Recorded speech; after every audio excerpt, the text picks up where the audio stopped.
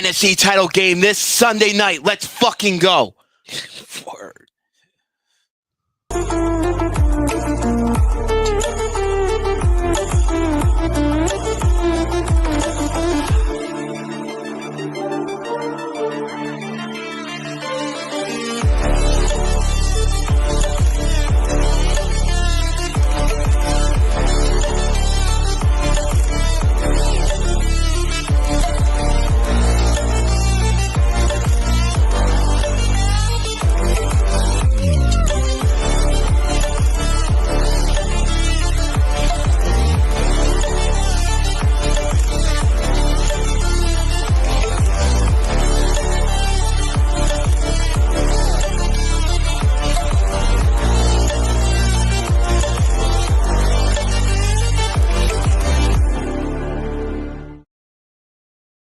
What is going on, ladies and gentlemen? Happy Thursday, and we are less than 72 hours away until the start of the Eagles 49ers NFC Championship game.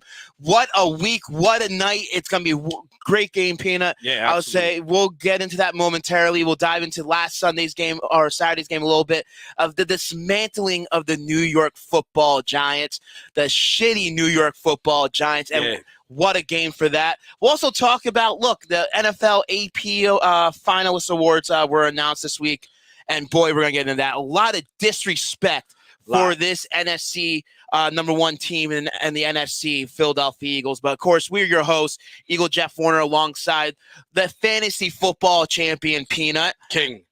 Champion. And you, if you want to get involved, make sure you're following, liking, subscribing, leave your comments. Also, if you want to help support the cause, support the podcast, I do have some Cash Apps information in there, but we're not going to beg. But seriously, I'm begging. Yeah, hell yeah. Yo, if you got some dough, like 50 cents, we'll take it. We are officially selling out, man. Right? Are you with it? I'm in it. Let's go. Let's sell out. I'll take some money. Look, there's a lot of expenses. This equipment wasn't cheap. He's trying to get money to go to the Super Bowl, yo. Well, that too. If anyone has $10K below me, I'm more than welcome to take you up on some offers, some deals, a little. Any sugar daddies out there? Yeah, he's your man. I'll do anything at this fucking point. Or hell, even if anyone has tickets for fucking Sunday's game, those fucking tickets are outrageous right now, but they are coming down. So patience is a virtue. I did get Jenna. She did say if I can find a ticket for $350, I'm not holding my breath. I can go. But look, if anyone wants to help her brother out, help a longtime diehard Eagles fan, I'll give you a plug. Yeah. Support your business, other podcasts, whatever it may be. Absolutely. Hook her brother up. Absolutely. Hook a brother up. Back rub, he'll do anything. At this point, we sold out, man. He's going to do it. Let's go. Did sell. I'll say Jenna chiming in. Laura, yeah, of course it's fucking waiting. We're waiting till the right time. We're promoting shit. We're sending it out to people. We want everyone to get in here and then not time into the room. So I apologize. You had to wait a couple minutes for our beautiful, lovely faces to give you our presents. What's up, Evan? I see you. What's up? I'll say Adam chiming in. Thank you, Evan, of course. I'll say agree, Adam. But look, let's get into that real quick. Look, what a fucking football game last week as the Philadelphia Eagles pounded New York Giants 38-7 on the anniversary of the same exact score and date of us punching our tickets to Super Bowl 52, and we destroyed the Minnesota Vikings. And look, what a game. Jalen Hurts completely balled out. Everyone was going to that game worried about his injury. There is no doubt in anyone's mind anymore after Jalen Hurts put up a tremendous performance of 16-24, 154 yards, 2 TDs with a QB rating of 112.2. He made some plays on the ground, 9 rushes, 34 yards, and a touchdown. And what just a complete dominant game all around offensively, defensively, special teams, coaching. It was the ultimate team victory, Peanut. Absolutely agree, man. It was nice to watch too, man. It was one of those games where I think I went into the game a little nervous. I think you were a little more loose with the score.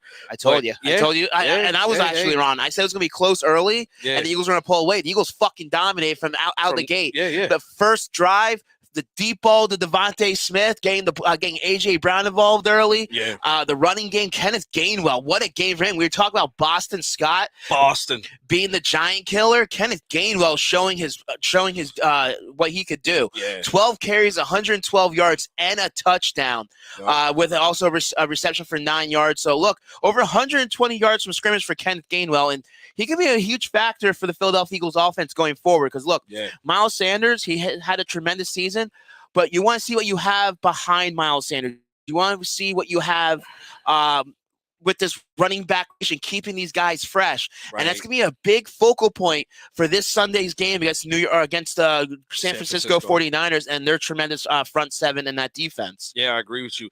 I agree and I disagree. I don't think now is the time to be like auditioning for next year at this point. I think it was game planning why they threw him in there. Maybe, I don't know, maybe they're saving the best for last. So maybe that was brought to you by the Champion Fantasy Football League. I'm not saying they're auditioning for next year. What I'm saying, that for their game plan, because look, if you have Miles Sanders back there and Jalen Hurts, especially with this RPO and the way the offense has been running with Nick Sirianni, you honestly it keeps opponent defenses more on edge because you don't know what's going to happen. You don't know if Gainwell's going to get the carry. You don't know if he's just going to go out there and throw a block for Jalen Hurts, or they're going to throw the ball out of the backfield or whatever it may be. Right.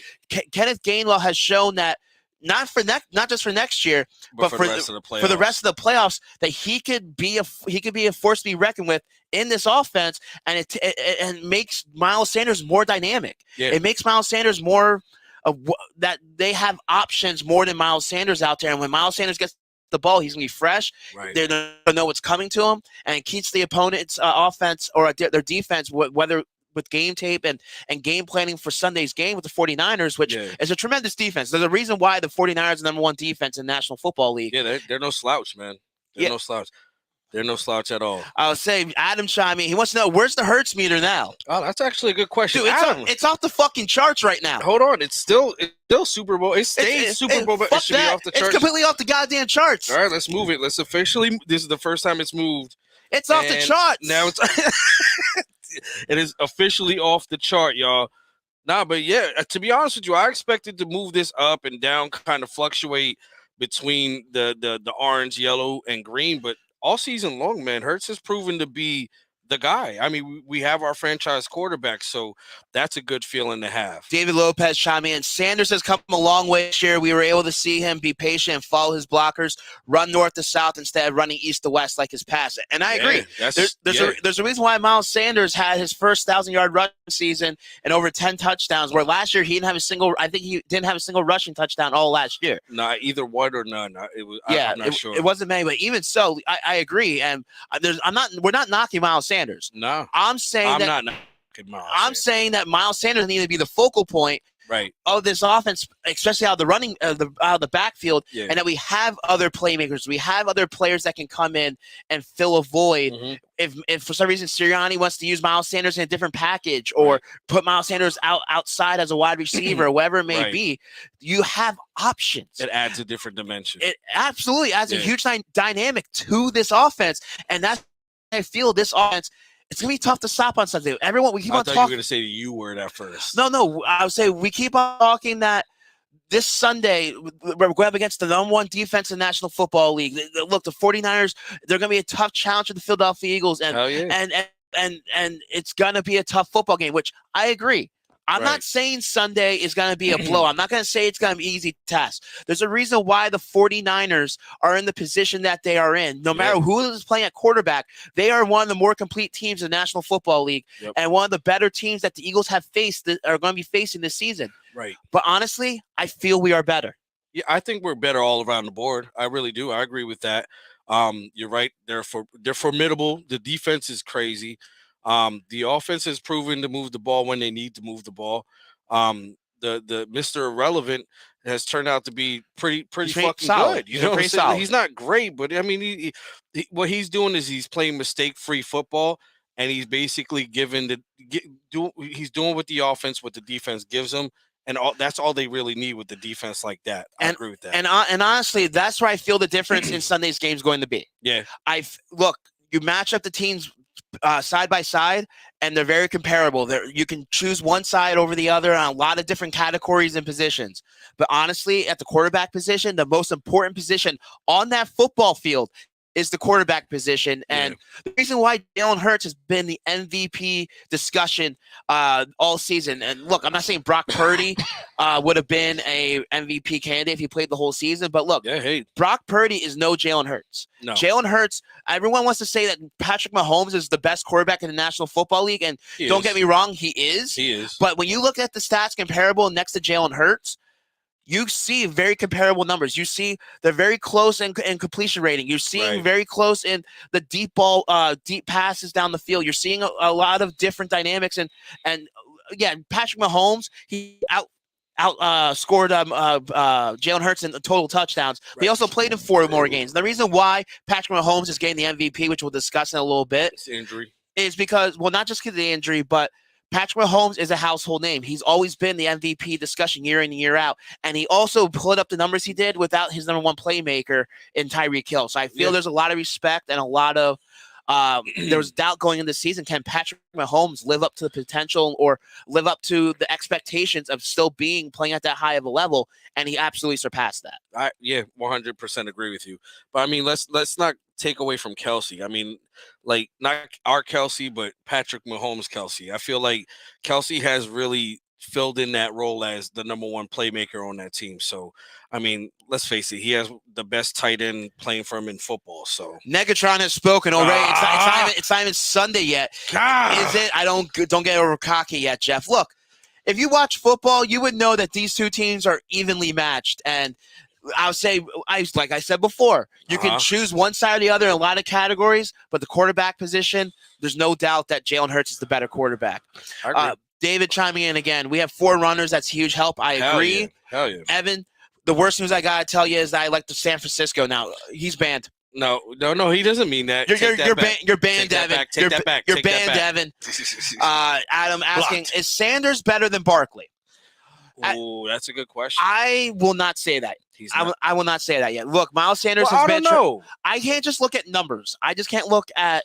Well, you can look at numbers because looks. Okay, go ahead. If all right, I guess the question should be, would Barkley have a better season with the Eagles' offensive line? I'd rather have Barkley over Sanders. If I had to choose going to this offseason to sign Saquon Barkley or Miles Sanders, I'm getting Barkley. Damn.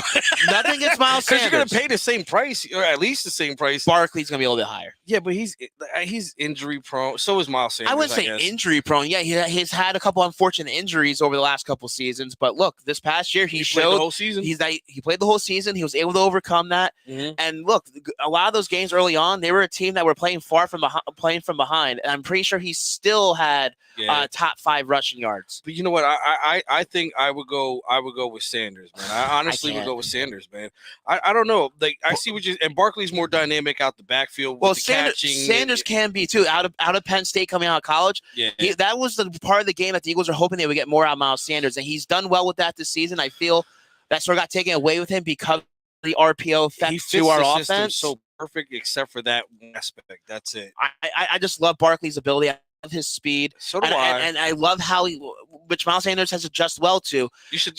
Barkley has just shown that he has that vision. He knows how a play is going to develop and when to hit that hole and where to hit that hole. And a lot of time he's breaking free. I feel if they had an even better offensive line, he probably would even have an even better season. I kind of agree with that. You got to know when to hit that hole. Dave, again, chiming in. It's going to be a battle that's going to be won in the trenches. Defensive line and the O-line. We need a head start punch. Remain a mouth from the get-go. Yeah, absolutely agree. And I agree. Look, the defensive line last week, absolutely dominant. Yeah. Another 6 sacks to add to their total. And as far as the offensive line, that's also why I feel the Eagles hold the edge, because we have that complete offensive line that can give protect Jalen Hurts when needed most, and open the holes in the running game with this RPO offense, and give Jalen Hurts the ability to get rid of the ball quickly, or give him the time to get that deep ball down the field, because the big play strikes last week. Yeah. It worked, especially that first play. Like I told you last week when we had last week's show, the Eagles, the key to their victory, and I was against that is getting out to a quick start, a big lead early, because then you force the New York to be one-dimensional. Yeah. And that's going to be a similar effect that the Philadelphia Eagles are going to need this Don't coming you think week. it's kind of reversed, though, in this situation, especially with like a guy like Brock Purdy? No, because he's a rookie quarterback. Right. He was a 7th-round pick going into an atmosphere like Lincoln Financial Field with a double-digit lead. That place is going to be raucous, and it's going to be crazy. There's no way he's going to be able to handle that type of pressure on the road. Look, no rookie quarterback has ever led their team to the Super Bowl. And the fact that we have that home field advantage, and look, the 49ers, they have a lot of offensive firepower. They have one of the best tight ends of football with George Kittle. How dope is he? They have Debo. Dude, George Kittle is probably my non-favorite Philadelphia Eagles player just because he's a huge wrestling fan. Oh, okay. And he gets all those wrestling references. He brings the belt. He wears the wrestling shirts. He's at WrestleMania. Yeah, Look, he's entertaining to watch on and off the field. He's my dude. But Debo Samuel, he's going to be a major factor going into this Sunday's game. That Jonathan Gannon, a lot of people are still calling for his head, that they need to find a way to slow him down because he's their X factor. Yeah. He knows how to do it all. He can make plays out of the backfield. He can make plays in the passing game, the short passing game. If he gets out in open field, it's going to be a tough task for this for this secondary with Darius Slay and James Bradbury to try to control Kittle and Debo.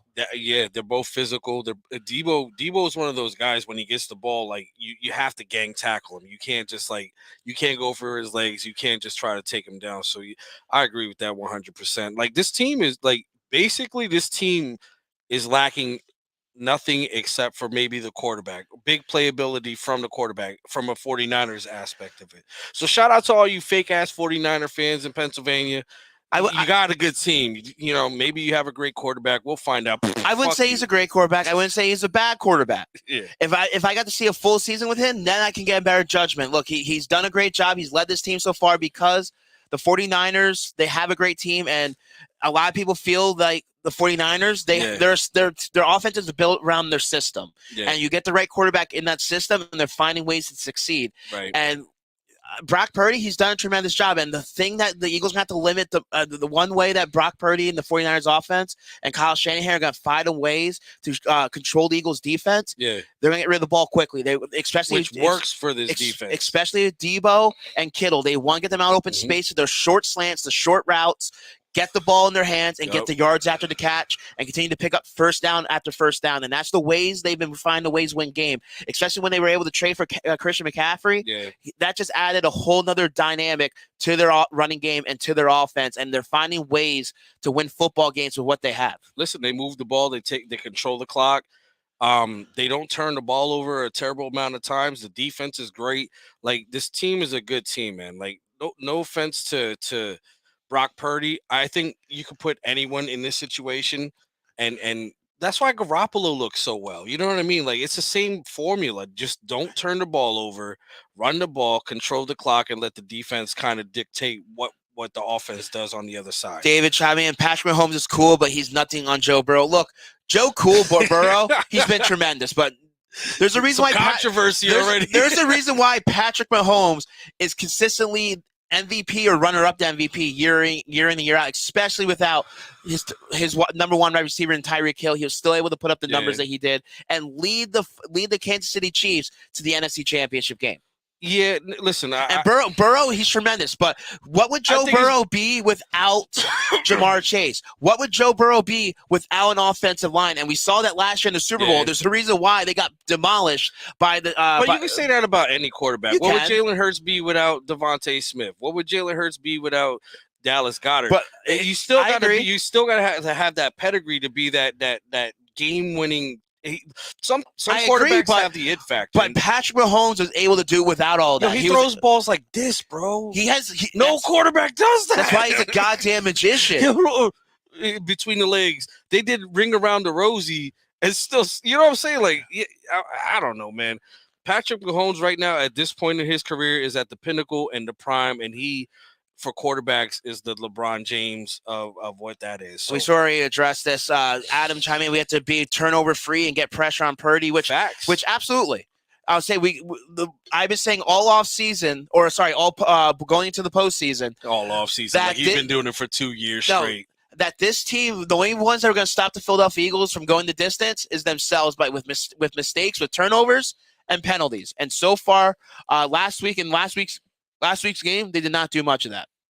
David, let's address some of these comments here. Do you think they're going to keep Bosa over on the right side or move him over to the left? That's a good question, too. I feel they're going to move him around. Look, I would say Lane Johnson, he played well last week, but he's still a little bit banged up from that knee injury. Yeah, but he's a wrestling fan, though. He is.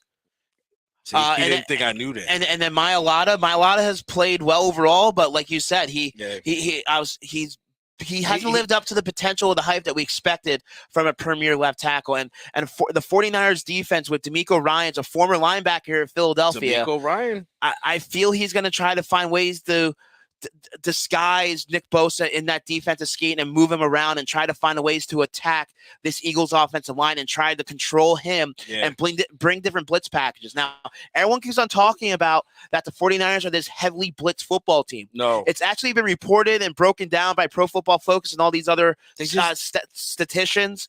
Look, the 49ers defense, they're a defense that's not blitz a lot. They're not a team that brings blitz on every single play. They bring situational different blitz packages on second, third, and longs, try to force havoc on opposing quarterbacks and hit home. They don't need to bring blitzes. They have playmakers like Bosa and Warner and the rest of these guys on this defense. They don't need to do a lot of that. You know what? You bring a really good point. Like they know how to hide blitzes. Like the last time I seen someone hide blitzes so as well as they do is honestly Jim Johnson's defense. Like when I watch the game, what I realize is they don't blitz all the time, but they have the quarterback basically seeing ghosts at that point. Yeah. So it's almost like when you're boxing and you daze a guy. At that point, every hit, no matter if it's a tap or whatnot, becomes a haymaker. So I really like the way that defense plays. I really like the way they disguise defenses. And in order for us to win this game, Jalen Hurts is going to have to honestly go to the line of scrimmage, figure out what's going on on the defensive side of the ball, which is going to be hard for him because they're going to find ways to disguise blitzes. They're going to find ways to disorientate and try to bring pressure to Jalen Hurts. Apollo chiming in. Eagles taking it all the way this year. Much love, gods. I think he meant guys, but shout out Apollo. Evan chiming in. Rapper. Unban me and I'll unban you from my house. Okay. Evan, you're never. Oh, you just got banned from the house. I did get banned from the house. Sorry. I think he just did that so I have to bring Addy over to torment him. Hold on, y'all. I put this drink way too far away. Here we go. We're good. I'm drinking the hell Indian Pale Ale. Ugh. No, I'm playing. It's actually pretty. I'll say, Adam, we'll get to our predictions and player of the game in a few moments. I just want to get into a little bit. We broke down this game a little bit. We'll give you a little bit more and momentarily, but I want to bring to the discussion of the total disrespect that this Philadelphia Eagles team continues to get around the league. Okay. We're 14-3, the number one seed in the NFC, and think in all NFL the best record. Mm-hmm. We have. Between Pro Bowl starters and alternates, we had 22 of our players. Say it. And look, the awards is absolute goddamn trash. Look, the NFL AP announced this week they announced the Saturday before the Super Bowl the winners of these awards, but they announced their finalists. So, AP Most Valuable Player, they named Josh Allen, Joe Burrow, Justin Jefferson, Patrick Mahomes, and Jalen Hurts, which. Okay. I can agree with that. We can all agree if Hurts probably played the whole season, he had a chance to win it, but it's Patrick Mahomes award. Patrick Mahomes award to receive. Right. AP Defensive Player of the Year. Here's the one I probably have a problem with. Okay. They have Bosa, Chris Jones, Micah Parsons. Hassan Reddick is snubbed once again because of the hype, and nothing against Micah Parsons. Nothing against the kid. He's tremendous talent. He didn't play better than Reddick? I don't believe so. I think they're neck and neck. I feel Micah Parsons gets a lot of the publicity because he's a household name. He's basically the face of the defense at this point. Well, he's the face of the Cowboys defense. Right. He was defensive rookie of the year last season. And look, he is a difference maker. There's no doubt about it. He's a guy that is in on every single play.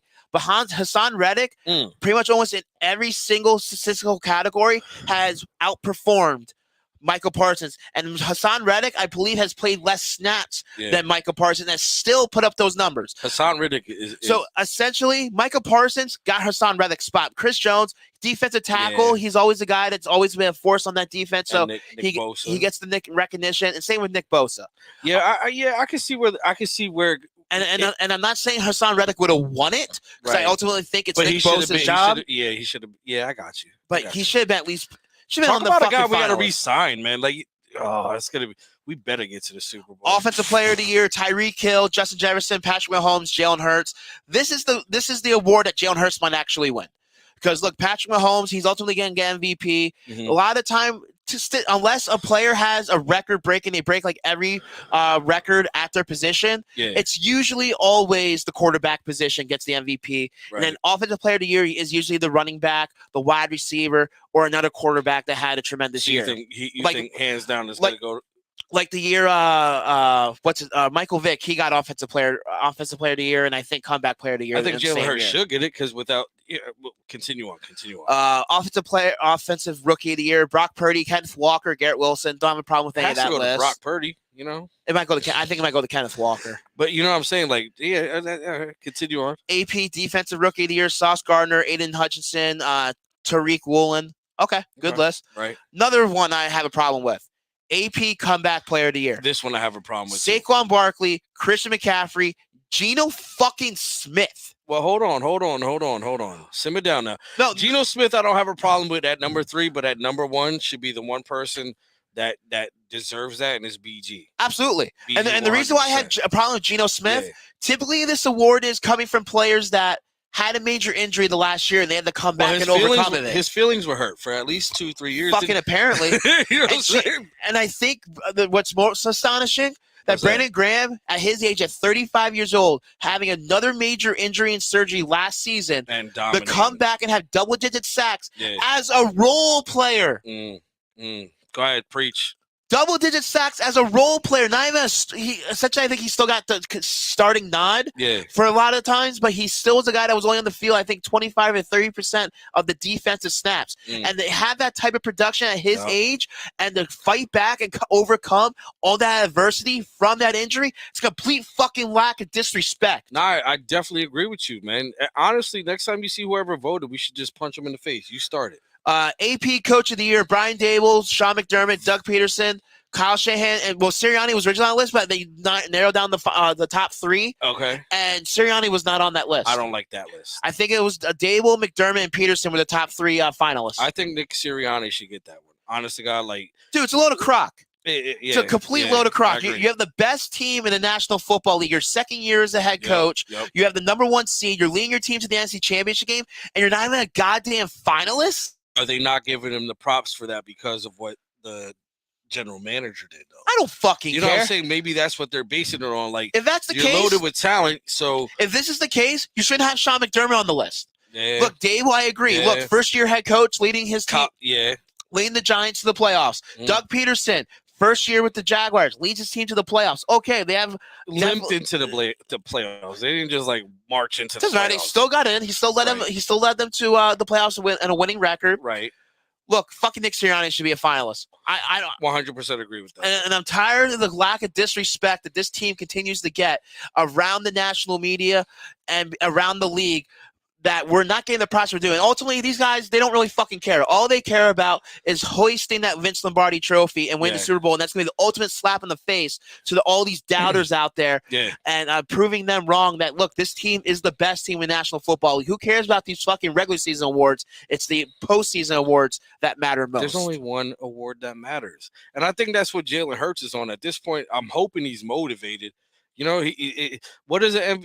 Who wins? MVP awards are great, but they're not the thing that they're actually after. Those are for losing teams.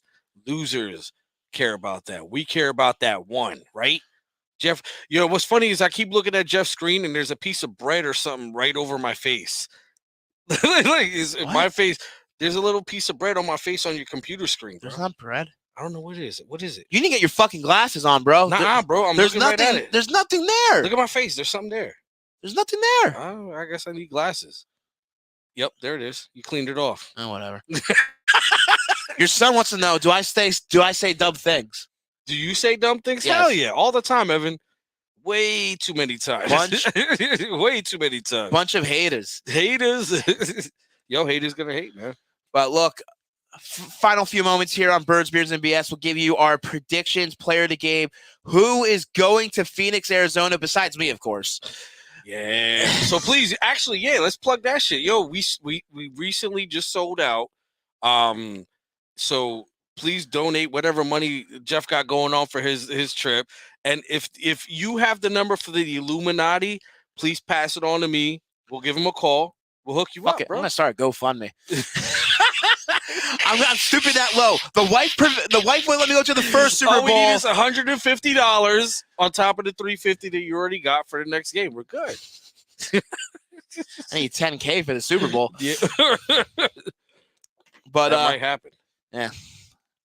I don't know. I have to do a lot of ass kissing. But Peanut, give us your player of the game prediction. What do you think about Sunday's matchup, Eagles 49ers? After last week and seeing the one person that really wanted the ball to make a difference in the game that we were already slaughtering in, I feel like this team's going to make sure that the ball gets in the hand of our playmakers. And I think A.J. Brown is going to be the difference maker. I think they're going to go to him early. I think they're going to go to him often, and I think he's going to be dancing in the end zone a lot more than we actually realize, and I think the Birds win 31-14. I'm not that confident. Oh, wait, hold on. Now we switch sides. What if that's fucking everything up? Maybe. The mojo's all fucked up. I'm not that confident in that type of score. Honestly, I don't think either team makes it to 30. These are both very stout defenses, number 1 and number 3 in the national, or number 1, number 3, number 2, whatever it is. We're both top 5 defenses. The one X factor in this game that's going to matter the most is the red zone efficiency.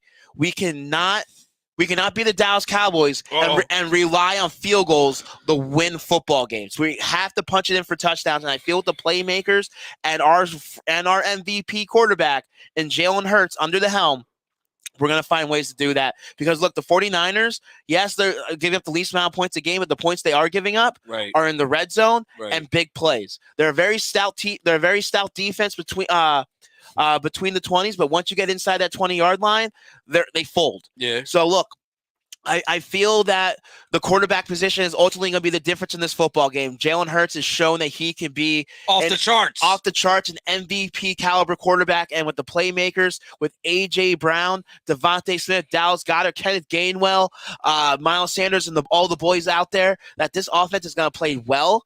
But on the other side, defensively, we're gonna have a tough challenge. And I feel both defenses are gonna have both great games.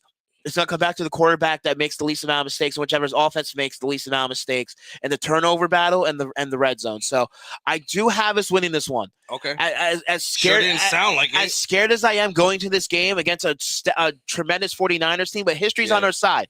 Again, remember, no rookie quarterback has led their team to the promised land. Okay. And I feel in that raucous crowd at Lincoln Financial Field which by the way, we didn't talk about what when Debo was talking about the 49ers stadium being louder than the Philadelphia stadium. Fuck him. Okay. I'm sorry. Fuck him. I didn't mean to cut you off. I'm not giving that dude any type of fucking praise or discussion. That's right. Fuck him. Fuck you. Lincoln's the best, baby. Yeah, that's right. They need to update it, but it's the best. But I feel we're going to win this one in a tight battle. It's going to come down to a final possession, and I feel Jalen Hurts is going to lead them on a game-winning fourth-quarter drive to seal the Eagles' fate, punching their ticket to the Super Bowl in Phoenix. I have the Eagles winning this one 24-20. If you're a betting man, close. I think for the under. Go for the under. I don't see either team passing 30. These are two great defenses, both tremendous pass rushers. Pass rushing defenses, defenses that know how to cause havoc and create turnovers and cause opposing offenses mistakes. But I feel the Eagles make the least amount of mistakes, and we win this football game. Hey, Jenna, shut up. Your Cowboys are at home right now, just like you are. So you stop it now. And all you Cowboy fans, man, all that, we didn't talk about it. And you know what? We save it for the last because probably nobody will watch this part of. But you guys have been talking nothing but shit all year long. Enjoy the game, have some popcorn, and fuck off. Well, again, thank you for tuning in to another episode of Birds, Beers, and BS here on the AT Sports Network. We appreciate all the support that you do for us throughout the entire football season. We do. And hopefully we are not talking about the season ending or the Philadelphia Eagles season ending next week. But look, thank you to a couple of our sponsors here on the AT Sports Network. I'd like to thank our friends at Vinny's Pizza and Restaurant. They're located off of Iroquois Trail in the Old Town Shopping Center. Order takeout delivery 610-395-2300 or vinnyspizzapa.com. Look, game day is Sunday. You need those pizzas. You need those garlic knots. You need those strombolis. Get that party spread out. Contact Vinny's. Again, order for takeout or delivery. They are available in Allentown. vinnyspizzapa.com. Check them out for their full menu and their game day and daily and weekly specials. I'd like to thank our friends at Stuff to the Grills in Allentown. Order by calling 484-274-6760 or visit stufftothegrills.com. Again, they're located off the Iroquois Trail in the Old Town Shopping Center in Allentown. If pizza or Italian ain't your thing from Vinny's, they do Stuff to the Grills. They have tremendous sandwiches, tremendous desserts, tremendous side dishes. Their desserts, they have a special Eagles themed dessert for this coming week's game. So again, make sure to check them out. 484-274-6790 or visit stufftothegrills.com for again their full menu and specials. I'd like to thank our friends at Homage. Again, one of their great designs at homage.com. The referral link is in the code or in the description of the episode. Click that link. Check a bunch of their various. They got some dope ass shirts, bro. Different designs of their different shirts from Eagles, TV shows, different TV athletes. So again, make sure to check them out at homage.com. And then we like to make sure to support us. Visit AATSportsNetwork.com/shop. Check out our website for all our great content on the website, as our writers do a tremendous job when they shout out Adam when they are writing. Again, AATSportsNetwork/shop. Get 8 Birds, Beers, and BS gear, weekly report gear. Across the pitch, and all the great designs at our website of all our great shows. So again, thank you everyone for tuning in. Hopefully Eagles victory Sunday night.